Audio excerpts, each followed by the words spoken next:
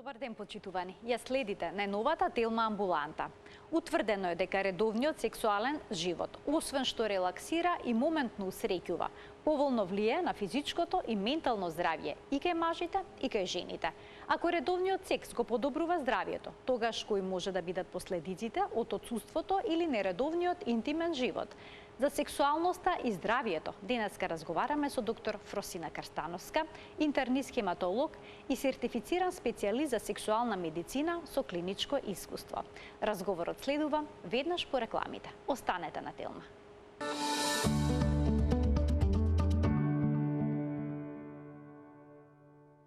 За корелацијата меѓу сексуалниот живот и физичкото и ментално здравје кај мажите и жените денеска разговараме со доктор Фросина Карстановска, специјалист по интерна медицина, хематолог, сертифициран специјалист за сексуална медицина со клиничко искуство. Докторке, добре ни дојдовте повторно во студиото на Телма и добар ден. Добар ден, благодарам на поканата. Ви благодарам што вашето кратко присуство во Македонија го искористивте за едно интервју во Телма амбуланта. Па на самиот почеток, кај нас се уште се зборува за сексот притаено. Дали е така и во Словенија, каде што подолго време живеете и работите? Можем да ви кажем од лично искуство и од она што го гледам и слушам секој ден, дека за сексот последно време се зборува поотворено. Не е табу тема, посебно кај младите, односно кај сексуално активната популација, која што во случајов знаеме дека во светот на глобализација можеме сами да си побараме информации, можеме да се обрнеме на стручно лице, на избраниот доктор или да побараме помош кај сексолог. Така, како изгледаат консултациите и прегледите кај сексологот? Во основа, преглед кај сексолог е психотерапеутски пристап, кој што вклучува земање на сексуална анамнеза, односно сексуална историја. Практично му се приближуваме на пациентот, односно на клиентот, како што сакам да кажам, да дознаеме какви има потешкоти, односно каков е неговиот сексуален идентитет, каква е неговата сексуална активност и функција, потоа проблеми со општото здравје и со придружени болести и потоа како тој функционира во однос на другите личности и со партнерот во околината во која што живее и каде што влијаат различни културни, верски, социјални норми. Во основа се работи за еден базичен пристап кој во сексуалната медицина се вика биопсихосоцијален пристап, значи му пристапуваме на проблемот целосно на начин да му помогнеме, да зборуваме на неговиот јазик и да гледаме со негови очи, но сепак да бидеме реални дали проблемот може да се реши или не. Не секој проблем може да се реши? Секако, мораме да бидеме реални. Општото здравје, колку долго трае проблемот, придружените фактори како што се различни хронични болести, лекови, трауми од детството, сето тоа влие на нормалниот сексуален живот. Меѓутоа, кој ќе речем нормален, во сексуалноста се е нормално. Се она што нас не задоволува и не усреќува е нормално. Значи, норми во сексуалноста не постојат. А докторке, дали отворената комуникација за сексот може да биде извор на вознемиреност кај некои луѓе кои што доаѓаат да разговарат со сексолог? Во основа, јас се трудам да бидам емпатична, да го прифатам пациентот и да зборувам на начин кој што не му е близок, односно му одговара. Уште со самото доаѓање тие се одлучени дека треба да му пристапат на проблемот ако сакаат да го решат. Идеално би било да дојдат заедно со партнерот, затоа што не се работи за проблем само на тој што има проблеми со ерекцијата, тоа е потоа проблем на парот кој што треба да се решава. А кој почесто доаѓа кај сексолог? Дали се тоа мажите или жените или пак доаѓаат во пар? Јас во својата амбуланта искрено кажано имам повеќе пациенти мажи и кои ќе дојдат со жените со многу, како да ви кажам, можам да се посветам на проблемот целосно. Затоа што вообичаено тоа се пациенти кои што имаат проблеми со проблеми со немање на сексуална жеба, проблеми со ерекцијата, со досегнување на оргазам, со различни болки и кога ќе дојдат кај мене, работиме на проблемот преку усмерено земање на анамнеза, односно потоа заедно решаваме на кој начин би пристапиле. Во смисла, дали е потребно да се направи преглед кај уролог, кога зборуваме за мажи, дали е потребно да се земат некои крвни лабораториски тестови, потоа различни хормони во крвта, тестостерон. Дали се работи за некоја психична проблематика, тешка депресија. Сите тие проблеми може да влијаат, односно фактори кои што влијаат на самиот проблем, и јас во основа не можам сите да ги решам, меѓутоа заедно со моите колеги можам во голема мера да помогнам. Значи мултидисциплинарен пристап е потребен. А дали жените понатаму своето задоволство го стават во втор план или е тоа променето? Колкав дел од жените не се ни свесни колкава сексуална енергија поседуваат? Јас мислам дека во поново време женските имаат некој пасивно-агресивен пристап во сексуалноста и точно знаат што сакаат и како може да го добијат тоа. Макар да во основа жените сексуалноста ја поврзуваат со самата врска која што може да флуктуира, односно знаеме дека сексуалноста кај жените е поврзана и со самите хормони, не само со менструацијата, туку и со животните циклуси низ кои што поминува. Меѓутоа, жените се доволно едуцирани, свесни за себе си и знаат што сакаат и како да го добијат тоа. Така, доктор Селинџер ми се чини дека се викаше, има напишано дека женското тело е како виолина и потребен е врвен музичар за да свири на инструментот како што треба. Што тоа значи? Дали улогата на партнерот, неговиот пристап во интимниот живот е клучен за женското задоволство? Секако е клучен, затоа што жените сме една посебна категорија во однос на сексуалноста. Кај жените не мора да има некоја спонтана сексуална желба, може таа желба да се појави накнадно, односно да е некако провоцирана. Што значи дека ако партнерот доволно не стимулира, ни угодува, настоа ни се допаѓа, може прво да се појави сексуална возбуда, па дури потоа да се појави сексуална желба која што ќе не приведе до оргазам. Се разбира кога зборуваме за возбуда, тука мислиме на генитално возбудување и на субјективно возбудување, што кај жената е многу скриено. Позната ли е анатомијата на задоволството, докторке?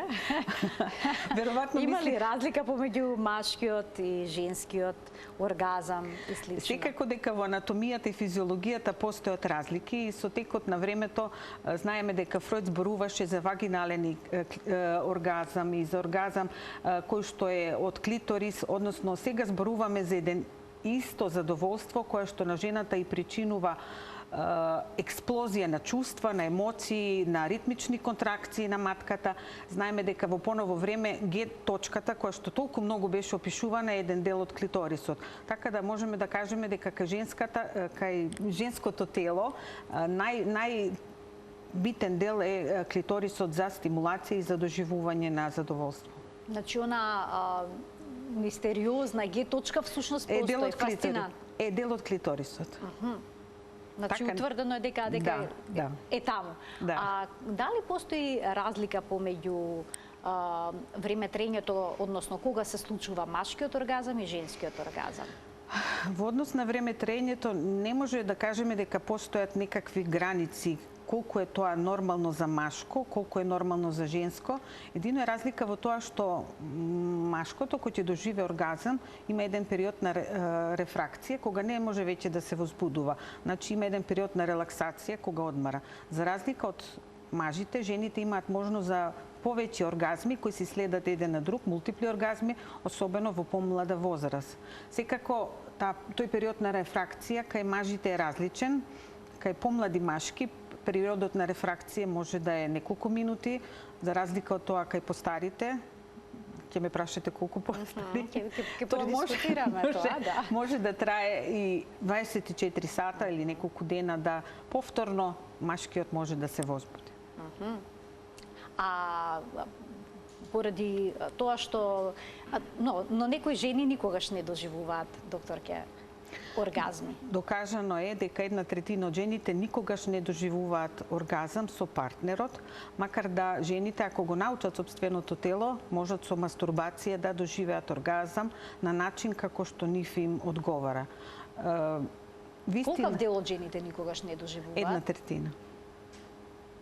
Познато е зошто е тоа така? Тоа е познато и објавени се студии што предпоставуваат зошто е тоа така, зошто е, дали е последица на некоја траума во детство, дали е последица на непознавање на сопственото тело. Меѓутоа, ако се има сексуална желба и стимулација, секако би можело да се приближат на нешто што би личело на оргазам. Не значи дека се тие потполно аноргазмични. На каков се начин може да се постигнете тоа врвно задоволство кај жената, бидејќи вела дека е една голема мистерија сето тоа? Мистеријата се состои пред се во стимулацијата на клиторисот. Значи, сите оние пози, сите оние стимулации кои што траат доволно долго да се овозможи на жената да се опушти, да се навлажни и да да не трае само 3 минути. Секако би можело, односно би се очекувало да доживе оргазам. Тука го спомнав 3 минути, зашто тоа е некаква мерка, граница за пребрз излив кај мажите. Меѓутоа, знаеме дека оргазам може да се доживее не само со пенетрација, постојат и други начини. Велат има мозочен кај жените оргазам. И па тоа е она што е. Едното се случува на ниво на гениталии, второто се случува на ниво на мозокот, зашто мозокот е најголемиот сексуален орган кај човекот. Ако на мажот му е потребно помало време за да постигне задоволство, а на жената подолго, дали оваа разлика во време трењето може да доведе до разминување меѓу партнерите? Секако дека може да доведе до разминување, меѓутоа знаеме дека постојат и други форми, како што е орален секс или некои други начини на стимулација со играчки, односно со вибратори, стимулатори, и може да се најде начин да се балансира. Не е тајна дека некога жените глумат оргазам. Има некои истражувања спроведени во Велика Британија. Податоците велат 63% од жените го прават тоа, што воопшто не е мал процент. Дали тоа значи дека сексуален чин без оргазам би бил неуспех? Така се доживува? Знаете како, оргазмот е многу некое субјективно чувство, односно не се тоа само промени на телото што може да се измерат. Забрзување на пулсот, контракции, промени во сензибилитетот. Толку голем процент ме зачудува. Меѓутоа, сметам дека треба да бидеме искрени код самите себе си и да покажеме дали вистина сме доживеале оргазам или не, за да му покажеме на партнерот, односно да бараме од него како да не задоволи до крај. Значи, треба да се бара. Така. Да се знае што се сака и да се биде отворен во комуникацијата со партнерот, за да се добие тоа што е потребно. Секако претходно да се запознае сопственото тело и да се отфрлат сите тие некои норми, скрипти кои што укажуваат дека жената треба да е срамежлива, дека треба само да чека, дека треба да е нежна и дека партнерот е тој што води. Во партнерскиот секс функциите се изменуваат. Предпоставам дека кај жените може би постои страбување како партнерот би ги доживеал во таков случај. Па секако, ако се работи за секс за една ноќ, може би толку и не се секираат што ќе помисли партнерот. За долготрајни врски па се препорачуваат воведување на новости, затоа што знаеме дека монотонијата е таа која што убива, односно ја намалува сексуалната желба кај машкиот партнер. Тоа е во сексологијата, односно во биологијата е знан ефект кој што се вика Кулич ефект. Тоа е една интересна приказна со 30-тиот американски претседател Келвин Кулич, кој што шетал со жената на една фарма и жената таму видела еден петел кој што е многу активен. И на самиот бодигард рекла: "Го видовте ова, кажете му го на партнерот, на председателот."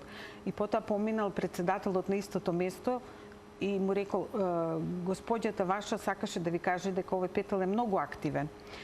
И тој рекол: "А дали тоа го прави секогаш со истата кокошка? Кажете му го тоа на господјата председателка." Мислам, тоа е една приказна што во сексологијата се раскажува, пренесува, меѓутоа тој Кулич ефект е биолошки феномен што е присутен кај сите цицачи. Значи, секоја некоја новост, некоја љубопитност, некој начин новитет придонесува кон тоа да возбудата се зголемува, со тоа и сексуалната желба. Со вас се објаснува всушност зошто во некои бракови отсуствува сексуалниот живот?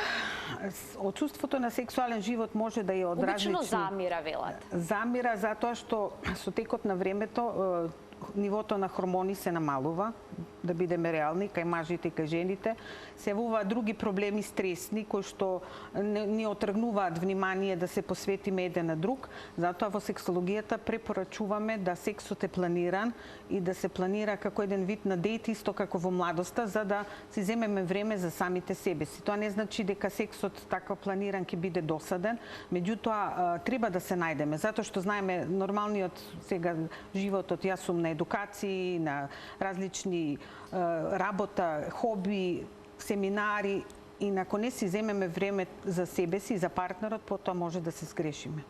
Значи треба да се работи на односот.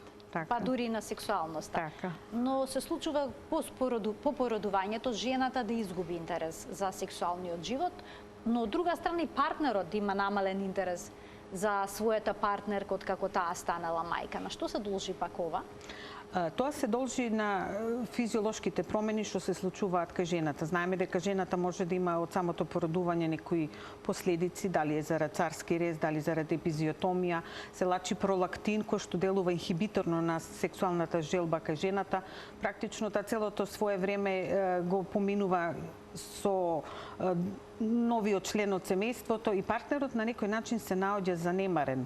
Ако чекаме да поминат сите тие нормални попородни болки, односно сето тоа што е намалува сексуалната активност, би се очекувало дека после 6 месеци од породувањето би требало да се вратиме на еден нормален предходен сексуален живот како што сме имале порано. Значи границата е 6 месеци. Па така вели сексологијата. Во пракса веројатно тоа се разликува. Меѓутоа на жената и треба време да да самата да добие назад сила, активност и желба. Дали породувањето влие врз интимната регија кај жената? Доаѓа ли до некакви промени? Промените се реверзибилни, односно сето тоа што ќе настане се зацелува, а знаеме дека вагината е мускулест, еластичен орган и се враќа во првобитната состојба. Единствено, со текот на старењето, мускулните ѕидови на вагината стануваат лабави, широки, и тоа е после 60-та година може да се очекува дека има промени на вагината зарад старење. Самиот пород тоа не го предизвикува. Сега има една нова гранка во гинекологијата, наречена естетска гинекологија, која што се занимава со подмладување на целата таа интимна регија кај жената. Може тоа да доведе до подобрување во сексуалниот живот? Секако, мислите на третмани со ласер, со радиофреквенца, тие може да го зголемат тонусот, меѓутоа во сексуалната медицина, барем она што го слушаме на самите конгреси, она што се објава на студии, да би некое ефективно 100% подобрување на сексуалниот живот заради ласер терапија не се очекува. Сепак се работи за физиолошки промени што настануваат со текот на времето, меѓутоа постојат и други вежби, стимулации, кеглови вежби што може да и помогнат на жената да на некој начин ја сочува еластичноста. И сега, многу луѓе имаат фрустрации во однос на своето тело и незадоволство, бидејќи на интернет и во останатите медиуми гледат нереални проекции. Како сето тоа влие врз сексуалноста, незадоволството од себе? Јас мислам дека потоа жените си поставуваат некои високи стандарди што не може да ги достигнат и затоа и се одлучуваат на некои козметички процедури, намалување на срамните усни. Дали со тоа ќе се чувствуваат поубави, односно поспремни за секс, е големо прашање. Мислам дека треба да се работи на себе си, на својата лична самодоверба, односно како се чувствуваме во сопственото тело. Може би си помогнале на друг начин, со одржување на физичната кондиција, на психична релаксација и задоволство со самата себе си. Мислам дека повеќе би помогнало отколку козметична операција долу, која што може да доведе до компликации. А кога станува збор за мажите, тие обично што се незадоволни? Кај мажите главни проблеми се со ерекцијата. Мислам, тоа е во литературата објава и јас можем и да забележам, главно мажи што идат се проблеми со ерекцијата. Дали тоа се проблеми заради болест, дали се проблеми заради после операција, или па психични проблеми со ерекцијата или еректилна дисфункција која што настанува заради некоја страф, односно возбуда пред сексуален настан, затоа што знаеме дека особено млади мажи, еднаш ако не се успешни, по втор пат почувствуваат некоја возбуда, стрес, делува симпатикус со дел од нервниот систем, крвните жили се собираат и секако нема ерекција.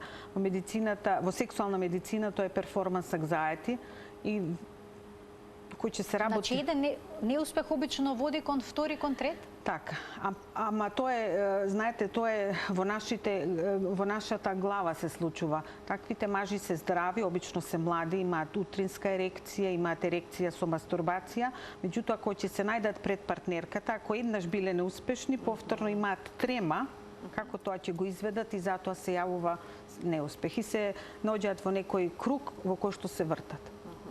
А во однос на еректилната дисфункција, на која возраст обично се јавува? Споменавте дека и млади мажи го имаат проблемот. Бидејќи некои статистики покажуваат мажи под 40-та година секој трет се соочува со некаков проблем од тој аспект. Па вака, после 60-та година еректилната дисфункција е 40% кај мажите.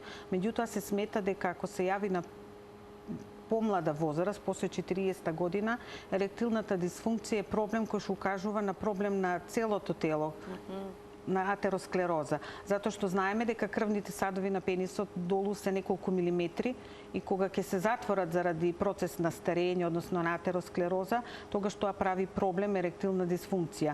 Меѓутоа тоа му укажува на човекот дека нешто треба да промени, значи да го смени својот начин на живот, да ги лекува болестите ако се придружени како што се холестерол покачен, притисок, шеќерна болест.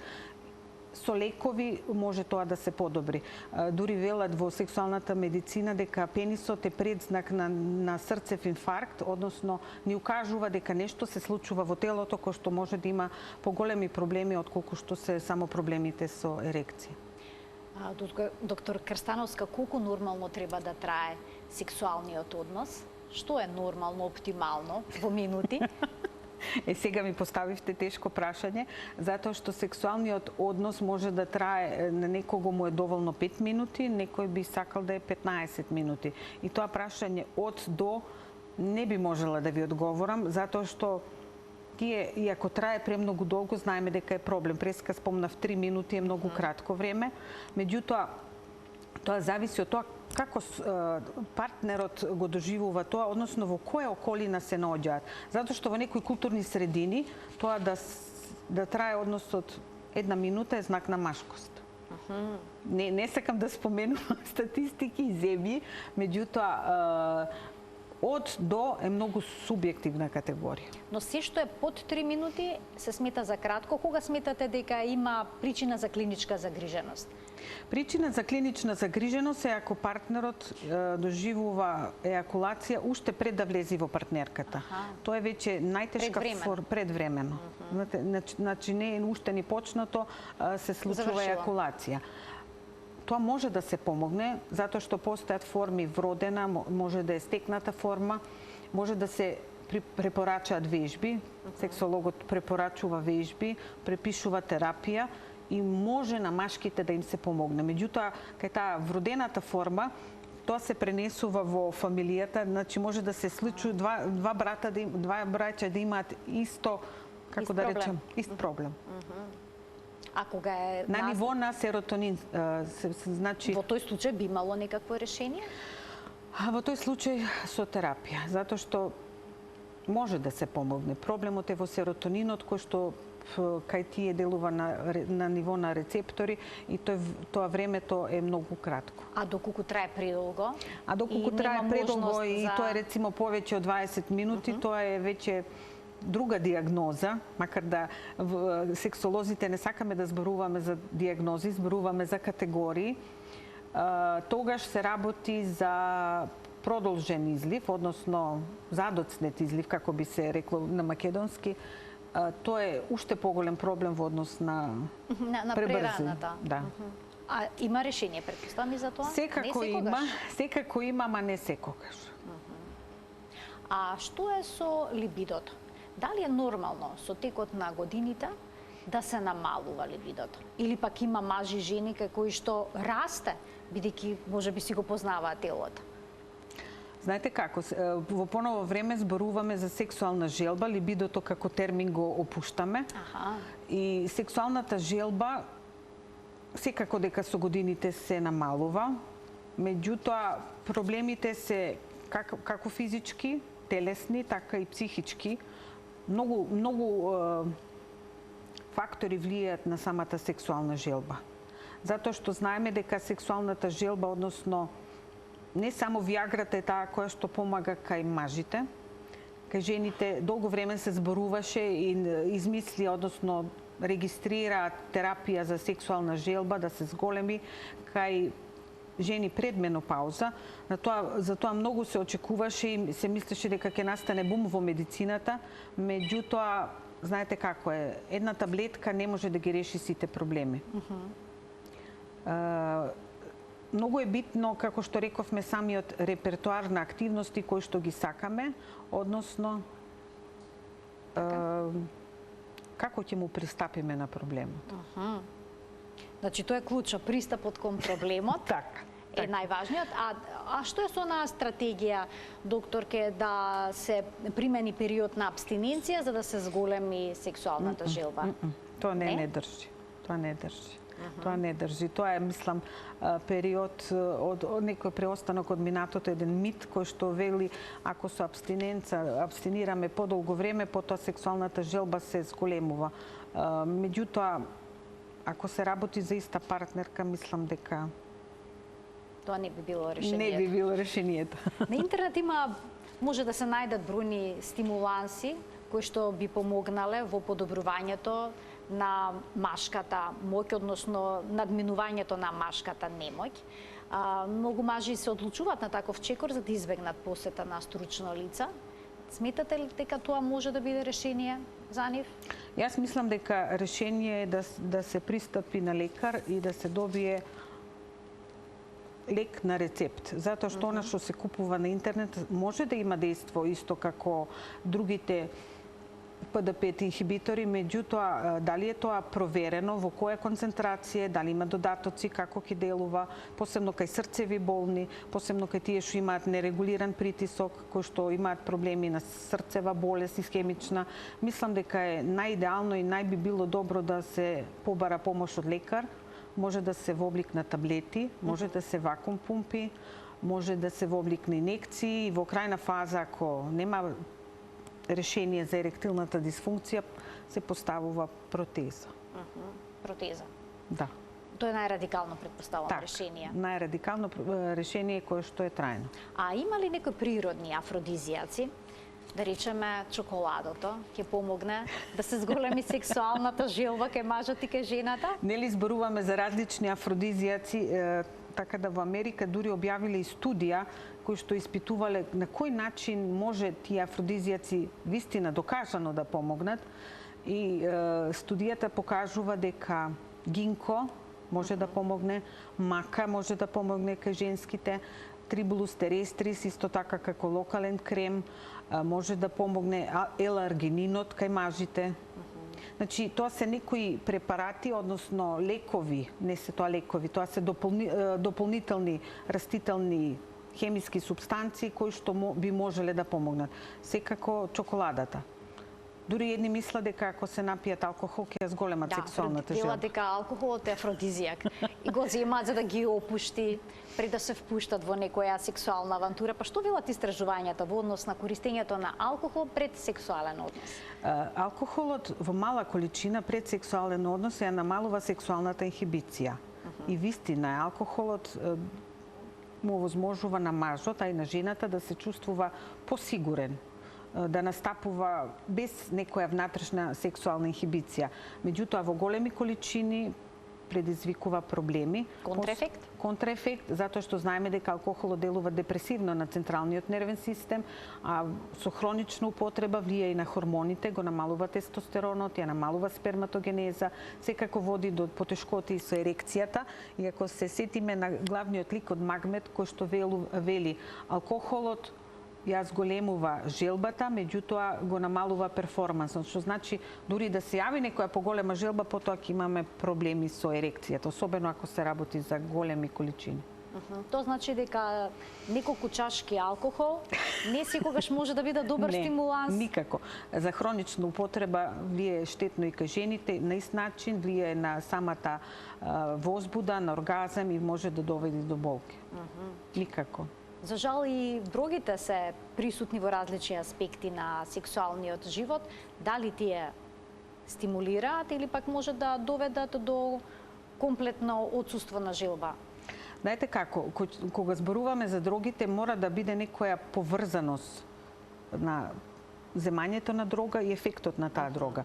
И ефектите може да бидат акутни и хронични. Во голема мера не може да се зборуваме општено за сите дроги, меѓутоа, пример, за марихуаната долго време се сметаше дека делува како афродизијак, посебно кај жените.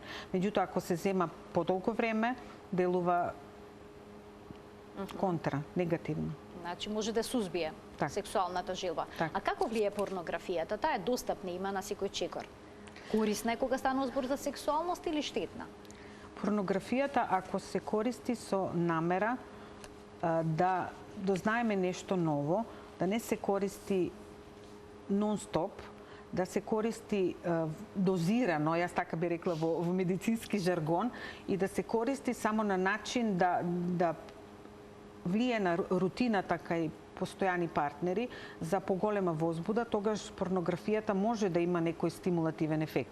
Меѓутоа, ако се претвори во зависност, да секоја мастурбација е поврзана со порнографско гледање и тоа го ремети сексуалниот живот на мажот или на жената, така да некои норми се поставени да ако е тоа повеќе од 3 пати во денот, 7 пати неделно, знаеме дека тогаш се работи за некоја преголема употреба на порнографија.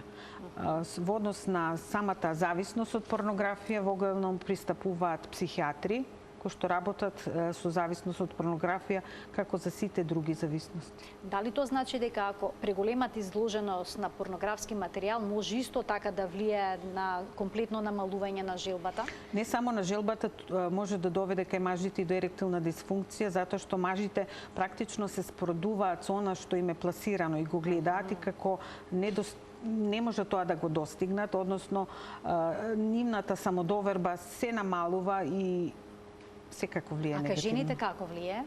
А кај жените може да влие на начин да овозможува едукација.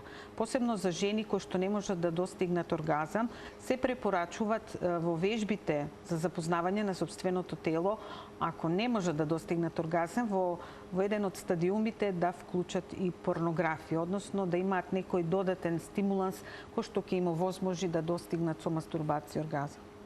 А кај младите? Кај младите добиваат ли нереална представа што значи интимниот живот? Секако. Порнографијата не смее да биде начин на едукација за поширок слој на млади. Пред се би требало тие да добијат некои информации од медицински лица, односно од едукација. Знаеме дека има сексуална едукација, која што се треба да биде од најрана возраст. Знаеме дека секој тинејџер на својот телефон има Pornhub и како тоа ќе го намалиме, односно како ќе го контролираме, голема прашање. Јас не би знаела како да си помогнат родителите, особено на деца кои што се пред пубертет. Знаеме дека сега кога се најљубопитни. Така, тоа е достапно. Како ќе се ограничи, односно како правилно ќе се усмерат младите да ја користат порнографијата, а да не им штети е големо проблем. А мастурбацијата? Мастурбацијата е еден вид на дополнување. Мастурбацијата порано, дали заради незнаење од медицински науки, заради верски причини или заради некои догми во самата околина, се сметаше дека мастурбацијата е штетна. Сега се знае дека мастурбацијата е начин да го запознаеме сопственото тело, да си овозможиме како еден вид на додаток. Иако сме во брак, на еден начин ако партнерите се раздвоени, или како некои го користат и како начин на ослободување од стресот. Така да во сексуалната медицина мастурбацијата е апсолутно сме за. Сте за? Добро. Сме за. Секако гледачите ќе одлучат самите за себе си. Вела дека сексуалното здравје и општото здравје се тесно поврзани и дека сексот има големи бенефити врз одредени аспекти на физичкото и ментално здравје. Еве сега може да погледнеме што се подобрува редовниот сексуален живот.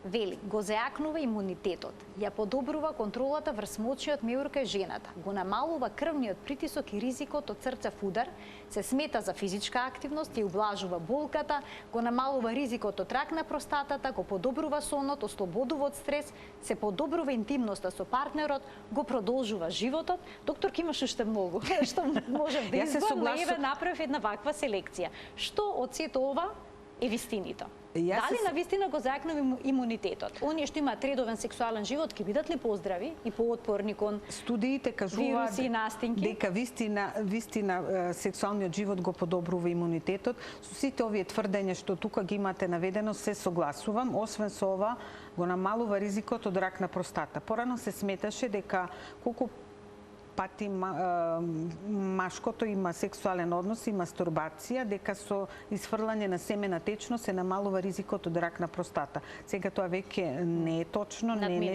надминато и нема врска со рак на простата. А вели го намалува крвниот притисок и ризикот од срцев удар. Повозрастните луѓе се плашат да не добијат срцев удар за време на сексуалниот чин, а тука можеме да го прочитаме спротивното, дека всушност би влијало позитивно врз здравјето на кардиоваскуларниот систем. Во самиот акт на сексуалноста крвниот притисок и пулс се зголемуваат. Меѓутоа се зголемуваат на некоја потрошувачка на енергија што е нормална. Долготрајно па може да влие на начин да сме ние релаксирани, односно на начин да го намалува крвниот притисок. Не знам дали би се сложила со тоа, меѓутоа потрошувачката на енергија е вистина и се смета сексуалниот однос за физичка активност и потрошувачката на енергија е околу 3 до 5 мет, тоа е некоја мерка за потрошувачка на енергија. Тоа е исто енергија која што велиме дека срцев болен е способен да има сексуална активност ако е во некоја стабилна фаза, тоа му е дозволено од кардиолог, нема некои компликации, нема срцеви аритми, нема покачен крвен притисок, иако може пешки да се качи со своите нозе до втор спрат по скали. Значи, доколку може да се качи до вториот спрат, нема да има никаков проблем во спалната соба.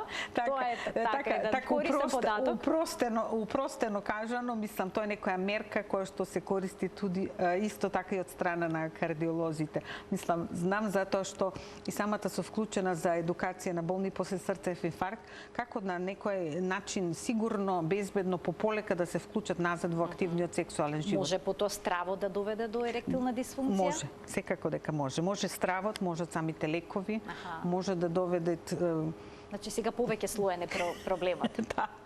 Така, меѓутоа треба тоа да се секако да се врши заедно со кардиологот и да се воведува назад во една здрава физичка активност назад. Секако не во првите денови после инфарктот. Тоа се прописи на Европското кардиолошко здружение кои што точно одредуваат кога е здраво, кога е сигурно да се почне со повторен секс. Редовниот сексуален живот го продолжува животниот век. Тоа е точно. Тоа е точно. Значи, оние кои што имаат редовно секс, тие би биле и поздрави и би живееле подолго? Затоа што се смета дека редовниот сексуален живот влие не само на телото, влие исто и на самата когниција, односно се смета дека се стимулира телото и се стимулира мозокот заедно. Така да еден здрав човек, кој што нема придружени болести и активен на 65 години, може да очекува дека ќе има уште 15 години активен сексуален живот. Кај жените тоа е рецимо околу 10 години. Али секако животниот век знаеме дека е зголемен и сега не само да предпоставуваме, знаеме дека и во постара возраст луѓе на 80 години се сексуално активни. Значи во третата доба слободно можат да бидат, сакав да кажам, без проблем може да бидат сексуално активни. Така. Геронтосексологијата не би требало да имаат проблеми со потенцијата? со либидото, таму кај жените се јавува и сувост. Так. Таму се работи за прилагодена форма на сексуалност. Не може да очекува дека ќе биде исто како на 40 години, меѓутоа може да применуваат некои непенетративни форми на секс за да ја зачуваат интимноста, затоа што знаеме дека не е битно само начинот на кој се изведува перформансот, многу е битно емоционалното задоволство и чувството на поврзаност со партнерот. Значи различни форми на интимност постојат. Так. И сега се разликува ли сексуалниот живот и квалитетот на сексуалниот чин кај луѓето по 40-та година и кај оние што се помлади, што има 20, 30? Како викаат, кога бевме на 20 години, кога излезевме, имавме секс, на 30 години одиме на вечера, на 40 на театар. не можеме да речеме дека 40 години се некоја граница, мерка за здрав сексуален живот, зависно од тоа како е нашето општо здравје. Се разбира, ако сме физички активни, очувани, физично и психички, не треба да биде 40 граница, односно мерка на некоја здрава сексуалност и намалена сексуалност. Мислам дека тоа е во подоцнешните години. Сега гледаме тука дека зборуваме за здравствени придобивки од редовниот сексуален живот. Редовен сексуален живот. Што значи да си има редовен сексуален живот? Колку често во текот на неделата би требало да постојат интимни односи? Пак се враќаме на почетокот на мисијата, рековме норми не постојат и бројки не постојат што им одговараат на сите. Можеби на некои им е доволно еднаш дневно, некои имаат еднаш неделно, некои имаат сексуални односи само за роден ден. Меѓутоа, ако тоа не или за нова година. Меѓутоа, ако тоа не ни смета, односно не задоволува и не влие на нашето секако чувство на задоволство, не можеме да се осудуваме себе си и партнерот дека, а можеме секако да се прилагодуваме. Но колку е пожелно? Има ли нешто што е пожелно? Пожелно е кај жените, пожелно и кај мажите. Сега очекувате од мене да речам бројка. Да. Меѓутоа, како би рекла, пожелно е она што нас не задоволува. Пожелно е не можам да зависно од контекстот, односно од староста на партнерите, секако дека младите ќе имаат 2 пати во денот, 3 пати, возрастните после 60 година не може да очекуваат дека ќе бидат исто активни и весели како што биле во младите години. Уште еднаш норми не постојат, сето она што не задоволува и ни причинува задоволство е нормално. Но што се случува со здравјето на мажот или жената доколку немаат сексуални односи од разни причини? Доколку отсуствуваат? Доколку отсуствуваат? Па можат сосема нормално да живеат и без сексуален однос, меѓутоа можеби ќе најдат сублимација во некои други активности. Можеби нема да имаат партнерски секс, можеби ќе имаат мастурбација. Можеби тоа наизглед личи така дека немаат сексуален живот, па имаат некоја отворена врска од надвор. Не знам как. Многу е зависно од тоа за кој проблем се работи, односно, рецимо, ако мажот има проблеми со ерекцијата, жената е во длабока менопауза, тие се ќе направат за да не се најдат. Двајцата имаат проблем. И можеби тоа нив им одговара. Но доколку едниот има потреба, а другиот нема, тука веќе постои проблем и затоа постојат сексолозите. Така. Може да се помогне, се работи за некој начин на менување, односно на некој вид на толеранца и во однос на модификација. Сега, ако на првиот пристап со партнерите кои што имаат проблем со различна фреквенца, односно различна желба на сексуални односи, многу е битно како тие ќе го сватат тоа. Затоа што рецимо на запад, ако се предложи отворена врска, може би било нормално. Може би некои што се по-конзервативно воспитани или не сакаат тоа, отворена врска би било нешто што би било за нив премногу. Вие во моментот работите на книгата Љубов и секс. Да. Работи за прирачник всушност, на 260 страници, ако не се лажам. Така, штета што не зедов со себе да покажам. Книгата се издава сега напролет од страна на Младинска книга во Љубљана. практично на нивно барање, ги собрав сите мои, да не речам, клинички искуства од студии, од теорија и се надевам дека ќе биде прифатена, зашто на словенскиот простор таква книга не постои. Секако може би... Биде преведена и на македонски? Се надевам. Таму колкав е интересот за сексуалната медицина? Интересот за сексуална медицина е доста голем и различни профили на доктори се занимаваат со тоа. Тоа не се само уролози, гинеколози, општи доктори, интернисти, психијатри. Дури имавме и конгрес, Европски конгрес за сексуална медицина во 2019 година во Љубљана. Друштво постои 2 пати во годината, се едуцираме, затоа што знаете, сексуалната медицина не е само еден ден и едно знаење. Тоа нон-стоп се надоградува, се некои нови знаење што треба да се апдейтираме, односно да се поврзаме за да му помогнеме на болниот. Тука неколку пати во годината имате амбуланта и консултација со клиенти, како што спомена. А во Словенија еднаш во неделата во четврток. Доктор, ке ви благодарам многу за вашето денешно гостување во Телма амбуланта. Благодарам и на вас. Се надевам дека во овие предпразнични денови вашите гледачи ќе се спомнати за сексуалноста. Така, да им посакаме среќна нова година. Така е. Да им посакаме среќна нова година, да се грижат за своето здравје и да сватат дека и сексуалното здравје е дел од целокупното здравје на човек. Така, благодарам. Почитувани, ова беше се во денешната Телма амбуланта. Ви посакувам се најубаво во новата година.